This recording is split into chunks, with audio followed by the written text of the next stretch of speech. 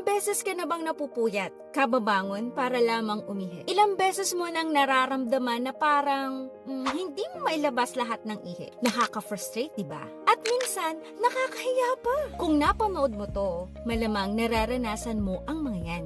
Alam mo ba, hindi ka nag-iisa. Maraming lalaki, lalo na pag tumuntong na ng edad 40 pataas, ay may mga ganito ng mga problema. Gaano mo katagal itong titisin? Hindi lang ito simpleng abala. Kapag hindi naalagaan ng prostate, pwedeng lumala. Mas hirap umihi, mas madalas kang magigising sa gabi, at mas maaapektuhan ang pagtulog mo.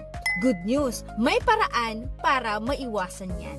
Kung gusto mong maranasan ang ginhawa, umaksyon ka na ngayon.